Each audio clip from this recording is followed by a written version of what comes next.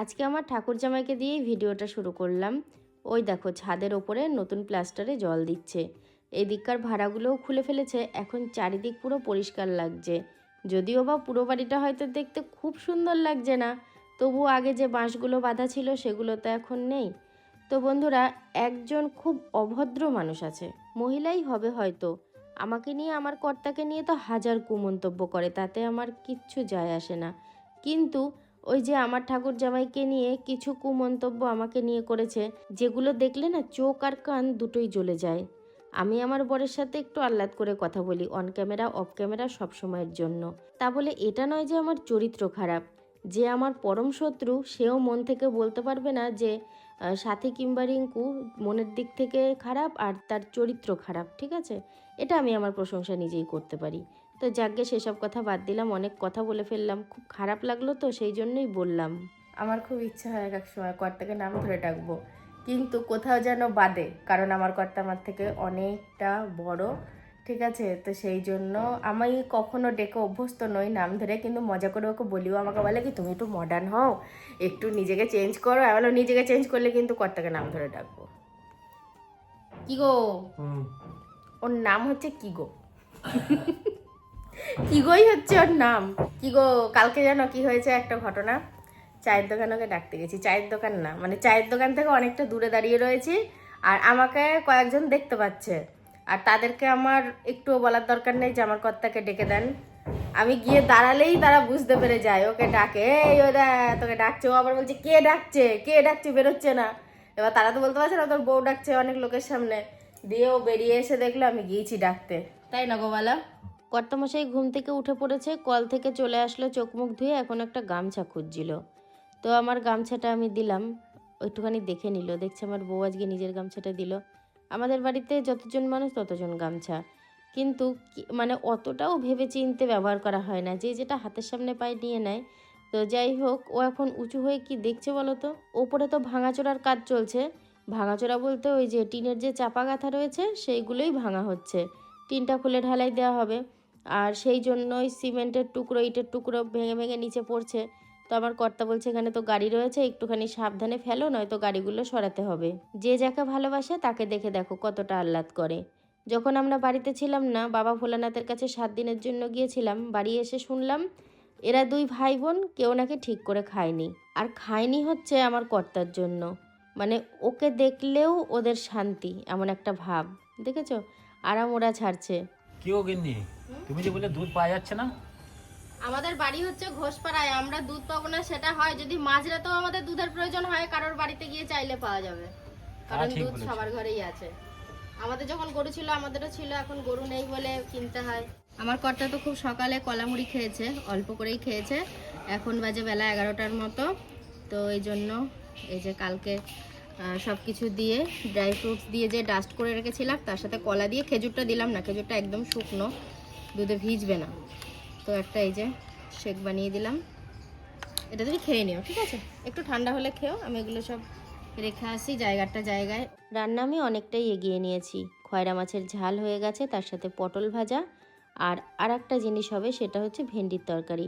আর ভেন্ডির তরকারিটা বাবা পছন্দ করে, শুকনো খেতে পারে না, একটু ঝোল ছাড়া। আর আমাদের শুকনো অতটা প্রবলেম হয় না।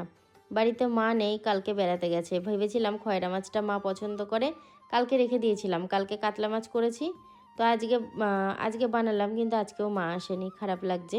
শুনছি নাকি আগামীকাল আসবে।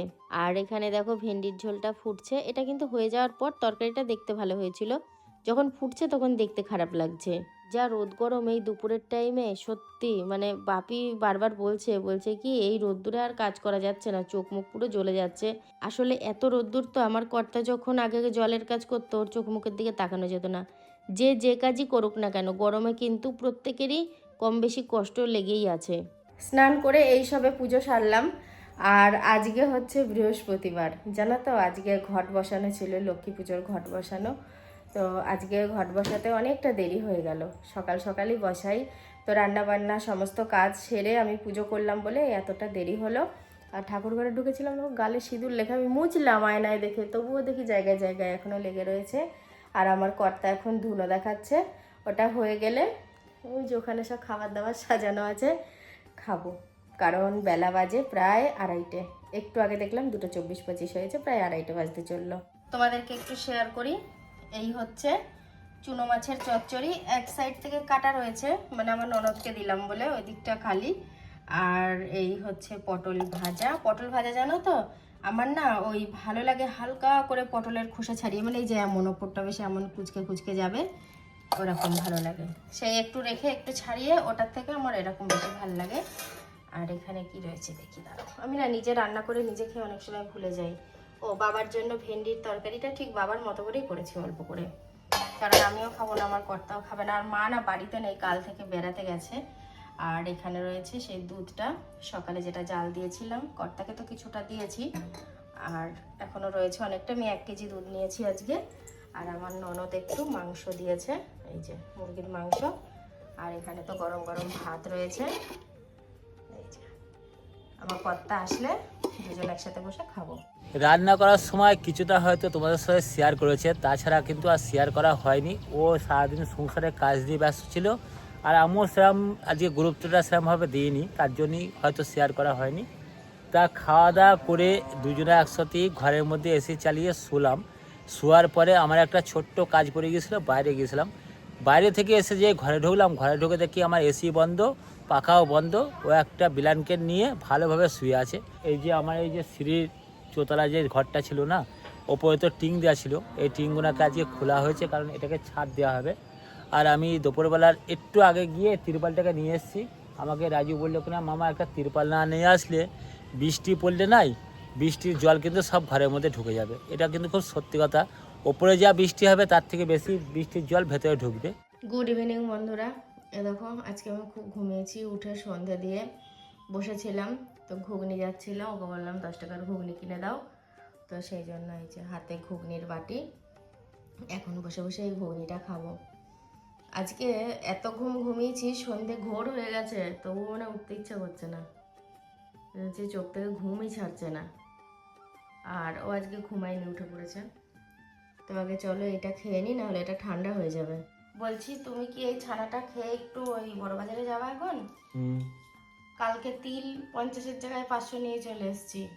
50 গ্রাম আলাদা করে রাখা আছে, তাহলে 450 গ্রাম দোকানে দিয়ে দিবা, নাকি আগামীকাল যাবা? তাহলে আমিও যেতাম। দিয়ে আসবো, মানে দেবে না ফেরত। দিয়ে তার উনি পয়সা ফেরত দেবে না, তাহলে অন্য কোনো জিনিস নিতে হবে, কিছু নিয়ে নিবা মন মতো। বলো। নিত্য প্রয়োজনীয় জিনিসই নিয়ে, সার্ফ নিয়ে নিও ওনার দোকানে থাকলে। পাস্তা। পাস্তা? ও তোমার পাস্তায় মন পড়ে থাকে, তাই তো? তাহলে পাস্তা না হলে ডাল। এই যে বন্ধুরা আমার কর্তা এখনই আসলো, সেই যে গিয়েছিল তিল পাল্টাতে, হ্যাঁ ওখান থেকে এক্ষুনি আসলো। এখন বাজে 9টা। 8:30 গেছো না 8:30 আগে গেছো? যাই হোক, গিয়েছি 8:30 কি 8:30 কি 8টার সময় গিয়েছি, কিন্তু তিল পাল্টে এসে আবার আমার ওই ভাইয়ের দোকানে প্রায় 15 মিনিট বসেছি। সেটা বললে তোমার ভাই নাকি দোকান খোলেনি? না, এসছে। এখন আবার বেরোবো তো নিশ্চয়ই? হ্যাঁ, রাতে আজকে 10টা পর্যন্ত থাকবে, লেটে খুলেছে যা, তো ও থাকবে, আমিও থাকবো। আজকের ভিডিওতে না কালকের ভিডিওতে তোমরা না আজকে যে ভিডিওটা গেছে সেই ভিডিওতে তোমরা কমেন্ট করেছো দুজন যে তোমার একাই তো ছাদে যেতে গেলে সাধনদাকে কেন লাগবে, তুমি একা যেতে কেন পারবে না? তো বিষয়টা হচ্ছে, ছাদে আমি দিনের বেলা একা যাই আর রাত্রেবেলা একা যাই না, তাই না বলো? না, একা যায় না ছাদে, এবং দিনের বেলা তো খুব কমই যায় একা। কারণ হচ্ছে কিছু কাছাকাছি করলে একা যেতে পারে না, আমি বই নিয়ে যেতে হয়। আবার রাত্রিবেলা যদি যাই, আমরা দুজনে একসাথেই যাই। রাত্রিবেলা অন্ধকার না, যদি ভূতের ভয় পাই? না, ওটা নয়, সেটার জন্য নয়, কিন্তু একা তো বলা যায় না, তাতে লাইন নেই, বুঝলে, অন্ধকার যাওয়াটা উচিত নয়। না একদমই না। ও আমায় যেতে দেয় না, অনেক অজুহাত বলছে, ও আমায় যেতে দেয় না। আবার আরেকজন বলছে কি, কেন তোমাকে কি তোমার উপর কোলে করে সিঁড়ি দিয়ে তুলবে নাকি? এটা কিন্তু সে মনের জ্বালা থেকে বললেও সঠিক কথা বলেছে।